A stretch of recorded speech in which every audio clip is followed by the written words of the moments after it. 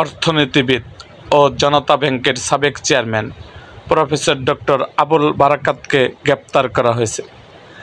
বৃহস্পতিবার রাত 11:30টার দিকে রাজধানীর ধানমন্ডি এলাকা থেকে তাকে গ্রেপ্তার করে ঢাকা মহানগর গোয়েন্দা পুলিশ ডিবির যুগ্ম কমিশনার মোহাম্মদ নাসিরুল ইসলাম এ তথ্য নিশ্চিত করেছেন।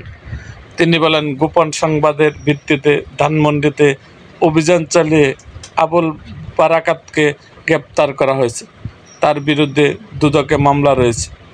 এখন তাকে মিন্টু রোডের ডিবি কার্যালয়ে নেওয়া হচ্ছে। আবুল বারাকাত ঢাকা বিশ্ববিদ্যালয়ের অর্থনীতি বিভাগের চেয়ারম্যান ছিলেন। পাশাপাশি তিনি হিউম্যান ডেভেলপমেন্ট রিসার্চ সেন্টার নামের একটি গবেষণা প্রতিষ্ঠানের অবৈতনিক প্রধান উপদেষ্টা। এরকম আরও ভিডিও পেতে এবং রাজনৈতিক অঙ্গনের নানা ঘটনা ও ইতিহাস জানতে আমাদের মুক্তাগাছার ইতিহাস মিডিয়া ইউটিউব চ্যানেলটিকে সাবস্ক্রাইব করুন এবং পাশে থাকা বেল আইকনটি বাজিয়ে দিন।